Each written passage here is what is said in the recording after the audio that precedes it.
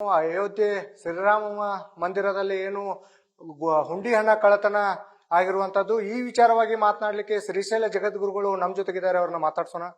Sir, ಈಗಾಗಲೇ ಏನು ರಾಮ ಮಂದಿರಕ್ಕೆ ಹಲವಾರು ದೇಣಿಗೆಗಳನ್ನ ಸಾರ್ವಜನಿಕರು ನೀಡಿರುವಂತದ್ದು, ಅದೇ ರೀತಿಯಾಗಿ ದೇವಸ್ಥಾನ ಕೂಡ ಈಗಾಗಲೇ ದರ್ಶನಕ್ಕೆ ಸಿಗ್ತಿರುವಂತದ್ದು, ಅಲ್ಲಿ ಏನು ಭಕ್ತರು ದಾನವನ್ನ ನೀಡಿರುವಂತದ್ದು ಕಳ್ಳತನ ಆಗಿರುವಂತದ್ದು, ಈ ವಿಚಾರವಾಗಿ ಏನಾಯ್ತು?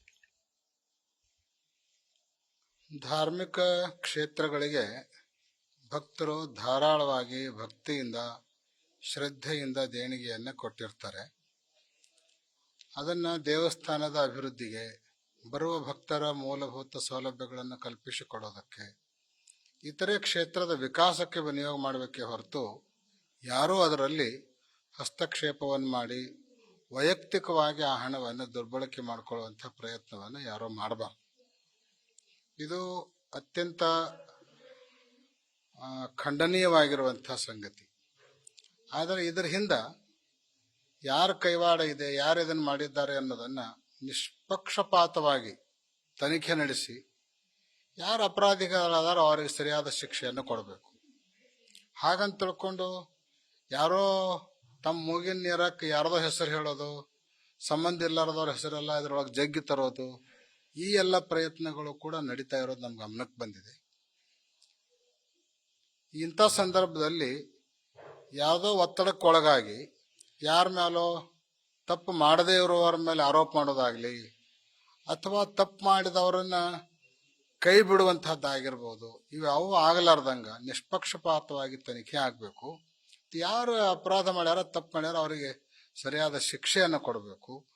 ಮುಂದೆ ಈ ರೀತಿ ಯಾವುದೇ ಧಾರ್ಮಿಕ ಕೇಂದ್ರಗಳಲ್ಲಿ ನಡೀಲಾರ್ದಂಗ ಕಟ್ಟೆಚ್ಚರಿಕೆ ವಹಿಸಿಕೊಳ್ಬೇಕು ಅಂತ ನಾವು ಸಲಹೆಯನ್ನು ಕೊಡ್ಲಿಕ್ಕೆ ಬಯಸ್ತೇವೆ. ಸರ್, ದಿನಂಪ್ರತಿ 7 ರಿಂದ 8 ಲಕ್ಷ ರೂಪಾಯಿ ಕಳ್ಳತನ ಆಗ್ತಿತ್ತು. ಇದು ಓನ್ಲಿ ಹುಂಡಿ ಹಣ. ಆದ್ರೆ ಈ ರೀತಿ ಭಕ್ತರ ಹಣ ಯಾರೋ ಕೈಗೆ ಹೋಗಿ ಯಾರಿಗೂ ಸಿಗ್ತಾ ಇರುವಂತದ್ದು, ಈ ವಿಚಾರ ಇದು ಸರ್ವಥಾ ಖಂಡನೀಯವಾಗಿರುವಂತಹ ಮತ್ತು ಈ ತರದ ಬೆಳವಣಿಗೆಯನ್ನ ಕಲ್ಪನೆ ಮಾಡಿಕೊಳ್ಳಿಕ್ಕೂ ಸಾಧ್ಯ ಇಲ್ಲದೆ ಇರುವಂತಹ ಸಂಗತಿ.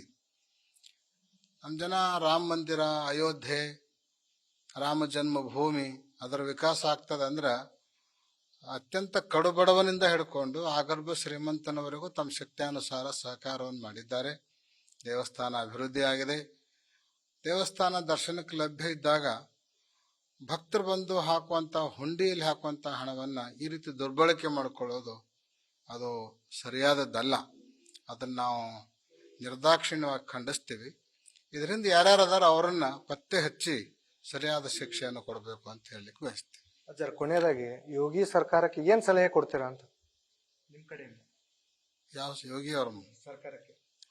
ಉತ್ತರ ಪ್ರದೇಶದಲ್ಲಿರುವಂತಹ ಯೋಗಿ ಅವರ ಸರ್ಕಾರ ಉತ್ತರ ಪ್ರದೇಶದಲ್ಲಿ ಕಾನೂನು ಬಿಗಿ ಭದ್ರತೆಯನ್ನ ತರುವಲ್ಲಿ ಬಹಳ ಯಶಸ್ವಿಯಾಗಿ ಕಟ್ಟುನಿಟ್ಟಿನ ಕ್ರಮವನ್ನು ವಹಿಸಿಕೊಂಡು ಬಹಳ ಚೆನ್ನಾಗಿ ಆಡಳಿತವನ್ನು ನಡೆಸಿಕೊಂಡು ಬಂದಿರುವಂತಹದ್ದನ್ನ ಎಲ್ಲರೂ ಗಮನಿಸಿದವರಾಗಿದ್ದಾರೆ. ಆದರೆ ಈ ಅಯೋಧ್ಯೆ ವಿಷಯದಲ್ಲಿ ಸ್ವಲ್ಪ ಅಚಾತುರ್ಯ ಆಗಿರ್ಬೋದು. ಆದರೆ ಇದರಿಂದ ಯಾರದಾರ ಅನ್ನೋದು ಅವ್ರಿಗೆ ಗೊತ್ತಾದ್ರೆ ಅವ್ರ ಮೇಲೆ ಸರಿಯಾದ ಕ್ರಮ ತಗೊಳ್ತಾರ ಅನ್ನುವಂಥ ವಿಶ್ವಾಸ ನಮಗಿದೆ.